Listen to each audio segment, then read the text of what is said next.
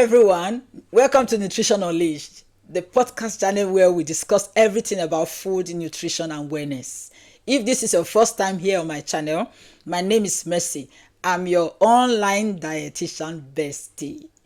Okay, before we start, I love to quickly do a disclaimer. I'm going to be answering some case study questions here today that some people have sent across to me. But just know that whatever I'm discussing right here on this channel is not intended to carry out any dietary assessment on you at all. It's not intended to treat you, and it's not intended to, diagnose you or treat you or provide you any specific advice. Okay, if you do require dietary advice that is specific to you as a person, depending on what condition you have, do make the effort to consult your medical doctor or your registered dietitian. You can also go through the link in our description and head on straight to our website and go book to speak to me in person. I'm going to read the question. Remember that you are free to send me any questions, guys. Send me any question at all. I'm happy to address them. So the first question that I'm going to be addressing, let me read it out. It says, my doctor told me that I have prediabetes. I understand it's not the same thing as diabetes, but does it mean I will definitely have diabetes later on? Or is there any food I can be eating to prevent having diabetes though I have prediabetes? I hope that question is clear. So this person has just been told by the medical doctor that he or she is already pre-diabetic, meaning his blood sugar levels are on the pre-diabetes range.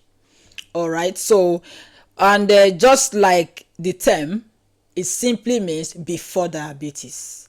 Pre, that is before diabetes. And some people use, which means you are not yet on the diabetes range, you are pre. For the fact that you have pre-diabetes does not mean you must definitely be on the fully diabetes range, if that's clear. It doesn't mean that you will actually eventually become fully diabetic. No. It just means you are almost there. Your blood sugar levels is almost on the diabetes range. You can still do something to stop it. What you actually should have in mind is what you need to do so that you don't allow your pre-diabetes right now to progress into full-blown diabetes. You can still reverse it, literally. You can actually still reverse it. Or you can choose to just be there. But you need to do something for you to be able to reverse it, or for you to be able to stay put on that level without progressing to full-blown diabetes. Then there's a second part to this question. All right, so for you to have sent this question across, thank you so much, because you're actually helping some other people. I do not actually know you as a person fully. I do not know your lifestyle. I do not know the specific experiences you've had. I do not know if you have some other health issues, and I do not know your taste and preferences. I do not know your culture, religion, and many more. Therefore, I cannot say to you, this is the food you should go and eat. But on the general note, I can advise based on what we have found to help with pre-diabetes management. Number one, you will need to educate yourself on what pre-diabetes actually is. How did you even get to that position in the first place? What has your eating pattern been like? What are your favorite foods? Then, gathering the knowledge is going to help you to know how this specific kind of foods you have been choosing have contributed to bringing you to this level that you are on. And then obviously with the help of a registered dietitian, you can work closely and come up with a very good dietary intervention that can help you to manage your blood sugar levels. Okay, the Eat Well guide is one way that the government has provided that people can use to eat a healthy, balanced meal. All right, so the Eat Well guide emphasizes that you should eat naturally and endeavor to include fiber containing foods in your meals, such as vegetables and whole grains. You can do such things. Okay, and in the Eat Well guide, foods that are very high in refined sugar, such as sweets, chocolates, and more, are actually outside of the eat well plate. Okay, therefore, what that means is that you can actually do away with those ones or limit them to the barest minimum. And then you have allowance for protein in the plate, you have allowance for foods like containing dairy and foods containing starches, which you may want to reduce to a level that is healthy for you. This is the reason why I said it's important that you work with a professional. So they're going to look at you and then be able to tell what's best to suit you. You need to know how the foods you eat are actually affecting you as a person and then make adjustments to that. Another thing that I would love to advise is that you may look at your other lifestyle factors such as activity levels. Exercising, or are you giving yourself some time to engage in activity? What's your activity? Okay, so if you look at it and you see that your activity level isn't good enough or high enough, then you want to step that up. At least the general recommendation that on a daily basis you should at least have 30 minutes of compulsory workout, like even if it means just walking, okay, rather than stay in the house all day. Even if it's holiday, you still want to take some time and go out, right? Some of the tips you can use in that, if you drive, is to park a little bit far away from where you're going so you can at least put in some minutes of walking to and fro. All right, and if you've got steps in the house, endeavor to use them. If you're going to places where you need to go upstairs or maybe first or second, third floor, you may want to use the staircases instead of using the lift. Okay, these are just some tips. And it's also helpful that you go out with friends or family members so you can have company.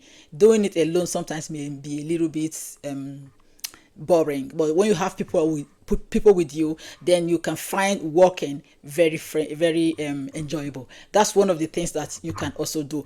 Secondly, you want to try to eliminate stress from your life, guys. You want to eliminate stress and see how that actually works for you. And if you are the type of person who is takeaway a lot, you want to look into that, because takeaways do contain sugars, some hidden sugars here and there. If you can learn to cook from the scratch, that would be a great idea for you, because you know what you put in your food. Okay, and then there's something called portion control. Irrespective of what you choose to eat or what your favorite foods eat, how much of it are you actually eating? That matters a lot. Okay, so all of these are many more are the things that you would need to consider. That's the reason why I am not going to be able to give you straight away answer and say eat this, eat that. Is that all right? I hope you find that very helpful. And just before I move on to the second question, I just really want to say that even though your blood sugar levels is on the pre-diabetes range right now, it's not enough for you to just be relaxed thinking, oh, it's just pre-diabetes, it's not even full-blown diabetes, because I've found people have said that to me several times. They say to me, my doctor has said that my blood sugar levels is on the pre-diabetes range. Anyway, it's not even diabetes though. So I want you to understand that for blood sugar levels on the pre-diabetes range to move on to fully blown diabetes is just as quick as that. You can literally go for test yesterday, wake up this morning, you are already fully diabetic. All right, so it's not something that you should just leave like that. Please always put an eye on it and make sure to do your blood tests as often as you need to. Okay, so before we move on to the next question, have you hit the subscribe button yet? Hit the button, click the like button, leave me a comment. In fact, leave me a question, guys. If you don't ask questions, I will not be able to have something to handle like this so that other people can learn from it. All right, and don't forget to share this with your friends and family who are possibly having pre-diabetes. Okay, now let's move on to the second question. I was diagnosed with PCOS, that's PCOS. My weight is on the obesity range. I'm trying to have a baby, but it's been difficult. My doctor has told me to lose weight, but I have been on the waiting list for a dietitian. Is weight loss really necessary? What food can I be eating to lose weight? Good. This is a second question saying this one is about PCOS, PCOS, which is called the polycystic ovarian syndrome. It has to do with hormonal imbalance and can actually prevent women from being pregnant or having babies. Right. So one of the questions that person has asked me is weight loss really necessary? The doctor has asked her to lose weight. I will answer this question very straightforward. Yes, weight loss is very necessary when it comes to PCOS management. That's because research has proven that just 5% weight loss can go a long way to help with PCOS management. So it's important because you have said your weight is on the obesity range, which means it's going to help you, and that's why the doctor has asked you to lose weight. Please follow that advice and try to lose weight. It's going to go a long way to help you. Number 2 question in this one, it says, what foods can I be eating to lose weight? Again, this is another thing we need to look at a little bit in a broad way. To lose weight, first of all, you will need to start from what made you gain weight, because we don't know why you're gaining weight. Weight gain isn't just all about the foods you eat. Isn't just about the foods you choose. There are other factors that can contribute to weight gain. What if you were experiencing stress? You could add weight by doing so. What if you were on medications that have side effects for weight gain? You could be gaining weight due to that. All right. What if your activity levels were too low? You could be gaining weight by not having enough activity level. When we're talking about weight gain here, the first thing that we want to consider is what made you put on weight. So you know yourself better. So I will advise you to look into your routine, your daily routine, your lifestyle, and see these things that I've mentioned. Is there any of them that I can identify? And then coming to the foods that will make you lose weight, there are no specific foods that make people lose weight. It's a combination of what you are doing. It's a combination of what you choose, how much of it you choose, how often you eat them, what you combine them with, okay, and more and more. All right. So I would rather say, endeavor to get a balance in your eating. Endeavor to have fruits and vegetables that will allow you to enjoy vitamins and minerals, and then fiber. Foods that contain their natural nutrients, like whole foods. Even if you're choosing grains such as rice, beans, wheat, or any spaghetti and things like that, endeavor to make them whole grains, okay? Endeavor to eat them whole, and try to reduce the refined carbs, okay? And then I want to talk about snacking. It's one of the areas when we talk about weight gain. Snacking is one of the areas that some people have found to be helpful when they reduce their snacking, especially if they've been snacking on very high fat and high sugar foods, okay, such as high chocolates, biscuits, lots of sugary foods combined with lots of high fat foods and high carbs and many more. Okay, so it's not a one thing. It's not just a thing that we can pinpoint a particular food and say keep eating apples. No, it's not. It's more than that.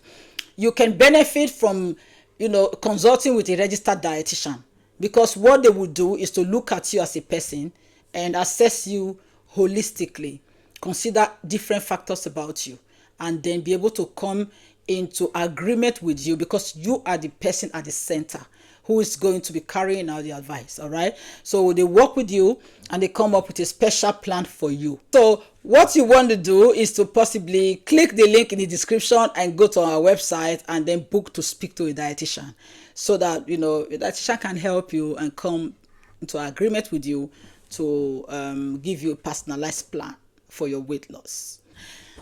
All right, guys. So here is the third question, and it says, what is the best diet to lose weight and control my diabetes? I have tried different types of diets but failed at each of them. What will be your advice?